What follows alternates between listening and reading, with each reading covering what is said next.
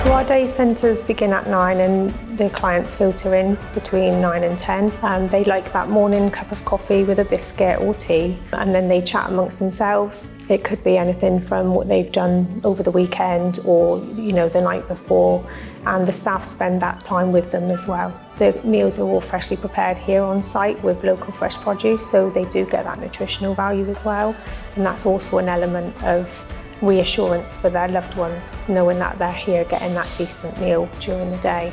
And we move then on to a physical activity, and this could be skittles, bowling, oomph, which is gentle chair exercises.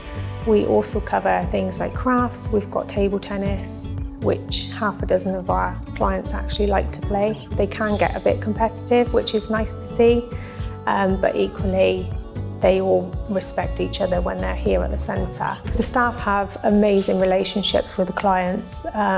It's lovely to see. They're so passionate within their job, and I think that helps immensely, not just for the clients, but the carers as well. And it's just about really thinking on your feet and adapting activities, the daily running.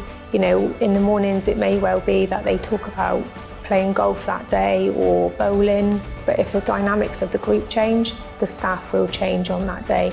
There's nothing really set in stone, and we do go with the flow of the clients, because at the end of the day it is their day centre.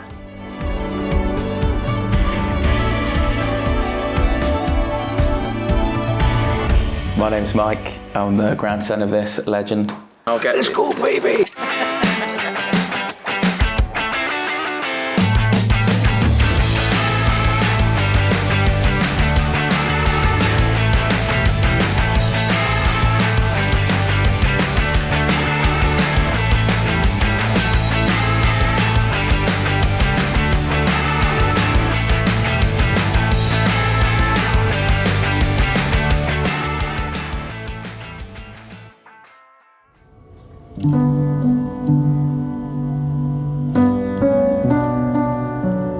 My name's Mike, I'm the grandson of this legend, and if I ever get a day off on a Friday, I'd come and take him to this respite here. Yes, well, Michael he's good as gold, he's like a saint, honestly. Yeah, when he was younger, he was a pain in the ass. Girlfriends. How long have you lived in Plymouth for? All my life. What did you used to do when you were younger? We had an allotment. The school gave us an allotment, so we used to go to an allotment. Used to do your camping. Used to take my girlfriend down with me. I won't tell you no more though. I love my garden. I'm so wonderful, really, in many ways. Had a good laugh with the staff, haven't you? They are. They're perfect. That's the only word I can say. Everyone's been welcoming, patient. Yeah. Always a good laugh, aren't they? Yeah. Always putting on fun activities for you to do. Yeah. You never bored you. I'll tell some rude jokes. You do, you push them to the limits. It is new to us, but... Yeah. But overall, I like it. Yeah, that time when we are here is a valuable sort of 8 hours for Bridget to do stuff she needs to do and give her a chance to just have a breather and that, innit? I get some of my missus' nerves. I didn't want to say it. I do. I really get her. Sometimes I could break my heart for her because I'm always moaning. I don't like moaning, but sometimes moaning, she can't take it. It's a shame. She's really lovely. A few of us who sort of muck in, don't we, to give you a lift and that, but it just gives other people a chance of having a break. I like it here anyway. Yeah. My hair this morning's rather look attractive. I did my hair as well. I thought it was a bit rough. No, yeah, they've been good as gold here. It's like a sense of family here, isn't there? You can come here, it's just like an extended family that you can come and be a part of for a few hours a week.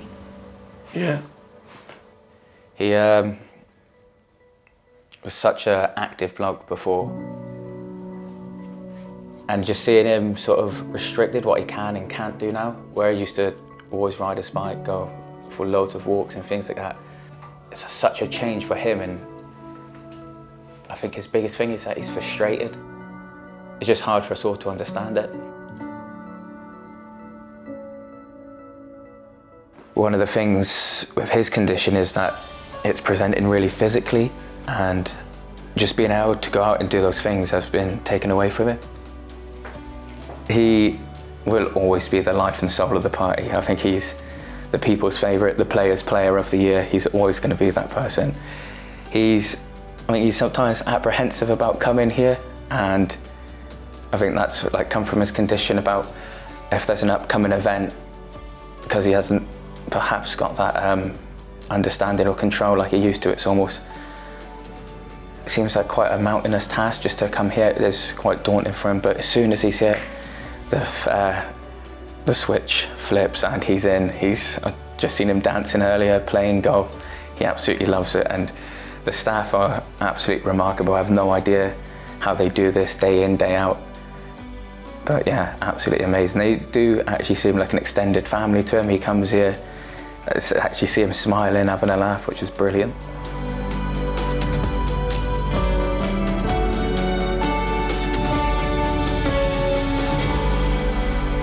What sort of tunes should we dance to later? Who loves you, baby? A bit of rock and roll, man. I had a good life, really.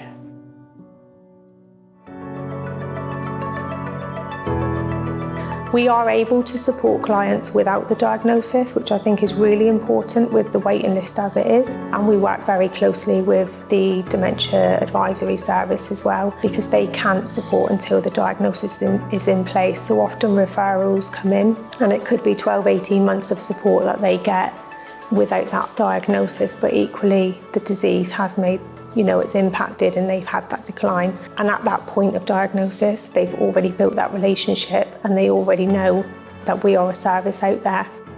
I've got mum at home with me full time. So for me, it just gives me a little bit of respite. But for mum, she gets a lot more language, social. She always comes out with a big smile on her face and is exhausted by the end of the day. She's normally fallen asleep over tea. I found later on with mum, she didn't really sort of let on that she had dementia. We found out only a few years ago, just before lockdown. So trying to access groups was really difficult in the southwest. My sister and I, we had to go to Launceston in Cornwall just for a monthly meeting, and we managed to find our own places that helped with people with dementia and their families, and this has been a godsend. If we didn't have it, you'd be going further afield. So it's lovely that it's so local, and it's not very far from me either, so yeah, it's good. Because she'd kept it away from me and my sister for years, and we didn't know. And then to find out after a couple of years, we were like, why is she hiding it from us? So we wanted to be really open with our children. Like, this is what, Nana's got. Now we need to deal with it as a family, not hide away and think it's going to go away, because it's not. They are so friendly. Mum seems to have a few little favourites. She doesn't say names, but I can just see that she lights up when she sees certain people are in, and I think that makes a big thing for mum, that she's got someone who she might not know their name because she can't really remember that part of it, but just sort of seeing familiar faces she enjoys seeing everyone. But she does enjoy coming. And I did increase her day from 1 day to 2 days, because I just felt she was getting so much more out of it, more than what I could provide at home. Sorry, it's really hard. I've got a young family as well, so just trying to do the best for mum and do the best for my family, it's really hard. But yeah, it is hard, but I think just having a little break during the week does help me cope with mum in a better way than if I didn't have that support and I was trying to maintain all the things you do as a mum, but as a daughter as well. Sometimes she remembers she's the mum, and we went somewhere yesterday and she had a beach ball and she was like, I was like, go on then mum, throw it. She was like, all right, like that. And it was just that little bit of mum again, sort of telling me off again. So it's nice to see that. So if the DDC wasn't available to those families living with dementia, I feel that it would impact hugely. And if I'm honest, I don't think there would be as many living at home, and they would probably be in 24/7 care.